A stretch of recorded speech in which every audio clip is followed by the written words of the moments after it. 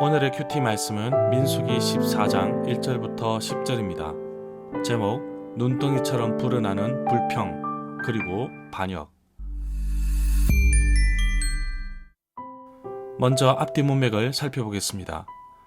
정탐꾼들의 부정적인 시각과 보고가 얼마나 큰 파급 효과를 가져오는지를 말해주는 말씀입니다. 바란 광야에 도착하여 가데스 바네아에서 정탐꾼들을 보냅니다. 멀리 약속의 땅이 보이지만 이들의 불신앙으로 인해 결국 약속의 땅을 뒤로하고 광야에서 맴돌게 됩니다. 정탐꾼의 부정적인 보고는 사람들에게 지금까지 광야를 행진해온 일들을 허무하게 만들었고 결국 눈덩이처럼 불어나는 불평이 지도자 모세와 하나님을 반역하게 만듭니다. 문단을 나눠보겠습니다. 1절부터 5절은 백성들의 반역, 6절부터 10절은 끝까지 설득하는 여호수아와 갈렙. 1절에 보면 온 회중 백성이 소리 높여서 아우성쳤습니다. 백성이 밤새도록 통곡하였습니다. 이스라엘 백성 가운데 외국인들, 다른 인종, 잡족이 음식에 대한 탐욕을 품었는데 이스라엘 백성들도 이들처럼 울면서 고기를 먹게 해달라고 울부짖은 적이 11장 4절에 있었습니다. 출애굽한 이스라엘 백성들은 어려운 일이 부딪히면 불만과 불평을 쏟아내는 모습을 쉽게 발견할 수 있습니다.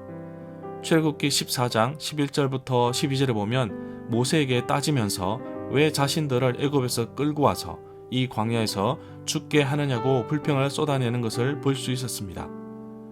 가데스 바네아에서 불평은 너무나 안타깝습니다. 조금만 믿음의 눈으로 바라보고 갈렙처럼 올라가서 취하였다면 약속의 땅을 당대에 디딜 수 있었을 것입니다. 그러나 부정적인 시각과 보고는 결국 불평으로 이어지고 반역으로 이어지는 모습을 볼 수 있었습니다. 2절에 보면 모든 이스라엘 백성이 불평을 쏟아내며 원망하였는데 이스라엘 백성의 원망은 쉽게 찾아볼 수 있습니다. 출애굽 후 마라에서, 신광야에서, 르비딤에서 이스라엘 백성들이 애굽이나 광야에서 죽었더라면 하면서 원망했던 것은 자기들이 약속의 땅을 향하여 먼 길을 여행하여 왔지만 정작 그 땅을 취할 수 없다는 허무 속에서 벌어진 일입니다. 그러나 갈렙의 경우에서 볼 수 있는 것은 그는 분명히 약속의 땅을 정확하게 믿고 신뢰하고 또 취하려고 노력하는 사람이었던 것을 볼 수 있습니다. 3절에 보면 정탐꾼의 부정적인 보고를 통해 사람들은 단순히 낙심하는 것을 떠나서 두려운 나머지 이제는 애굽으로 돌아가려고 합니다. 민수기 14장 31절에 보면 여호와께서 모세와 아론에게 말씀하십니다. 여호수아와 갈렙 외에는 약속의 땅에 들어가지 못할 것이며 너희가 사로잡히겠다고 말하였던 너희 유아들은 여호와께서 인도하여 불평하던 백성들이 싫어하던 그 땅을 보게 될 것이라고 말씀하십니다. 5절에 보면 모세와 아론이 그곳에 모인 이스라엘 온 백성 앞에서 얼굴을 땅에 대고 엎드렸습니다. 이렇게 땅에 엎드린 것은 백성들을 대신하여 중재하는 행동으로 봅니다. 민수기 16장 22절에 보면 이들이 엎드려 하나님께 중재하는 모습을 볼 수 있었습니다. 6절에 보면 그러자 그 땅을 정탐하고 돌아왔던 사람들 가운데 눈의 아들 여호수아와 여분의 아들 갈렙이 슬픔에 겨워 자신의 옷을 찢었습니다. 이스라엘 백성들이 옷을 찢는 모습은 당혹함을 표현하거나 상례, 장례 때 옷을 찢어 슬픔을 표현하기도 하였습니다. 여호수아와 갈렙이 옷을 찢은 것은 정탐꾼의 부정적인 시각과 보고가 이렇게 일파만파 불평으로 이어지고 심지어 애굽으로 돌아가자는 소리에 당혹감을 감출 수 없어서 그랬던 것 같습니다. 이들이 분명히 여호와께서 주시겠다고 하신 가나안 땅에 대한 약속을 신뢰하고 있었기 때문입니다. 7절부터 10절에 보면 민수기 13장 27절에서 보낸 땅에 가보니 과연 그 땅에는 젖과 꿀이 흐르는데 기름지고 좋은 땅이라고 하였습니다. 그리고 말로만 아니라 실제로 가져온 과일을 통하여 증명했습니다. 백성들에게 계속해서 설득하는데 여호수아와 갈렙의 정말 의미 있는 말입니다. 부정적인 보고를 하였던 자들은 가나안 땅의 사람들, 특히 아낙 자손을 보며 스스로 메뚜기라는 표현을 13장 33절에 사용하고 있습니다. 심지어 가나안 사람들, 아낙 자손이 자신들을 볼 때에도 메뚜기처럼 보일 것이라고 있지도 않는 일을 만들어내기도 했습니다. 그러나 여호수아와 갈렙은 그들은 이스라엘 백성들의 먹이, 밥이라고 하였습니다.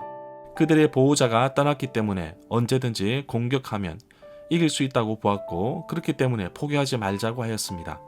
또 한 가지, 지금까지 인도하신 여호와를 배반하지 말자고 하였습니다.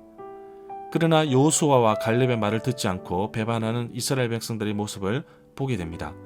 그들의 보호자는 사람을 뜻하는 것이 아니라 히브리 낱말에서 보호해 주는 무엇을 뜻한다고 합니다.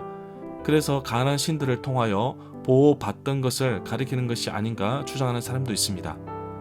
여호수아와 갈렙이 주장하는 핵심은 여호와는 우리와 함께 하신다는 것입니다. 절마다 상세한 설명과 구절 해석, 그리고 핵심 내용과 중심 줄거리는 네이버 블로그에 올려져 있습니다. 내게 주시는 교훈입니다. 이스라엘 백성들뿐만 아니라 나에게도 동일하게 적용됩니다. 분명히 약속하셨는데 그 약속을 붙잡지 못하면 흔들리게 되고 불평하게 되며 결국 원망에 이르게 되며 나중에는 반역하게 됩니다. 그래서 근본적으로 차단하는 것이 중요합니다. 하나님의 약속의 말씀을 붙잡고 신뢰하며 나갈 때 결국 환경을 볼 것이 아니라 환경을 이끄시고 만들어 가시는 하나님을 바라보기를 원합니다. 불평보다는 감사를, 환경보다는 사람을, 짜증보다는 기쁨을 가지는 하루가 되기를 원합니다. 출애굽 자체가 이스라엘 백성들에게는 가장 큰 선물이자 기쁨이었지만 이스라엘 백성들은 그것이 얼마나 귀한지 몰랐습니다. 조그만 불편에도 불평, 원망만 쏟아내었습니다. 이제는 불평과 원망을 줄여 나가겠습니다. 오늘도 하나님 앞에서 불평하지 않고 도리어 감사하는 삶을 살아야겠습니다. 하나님의 은혜를 생각하며 날마다 감사하는 삶을 살아가는 하루가 되기를 간절히 소망합니다.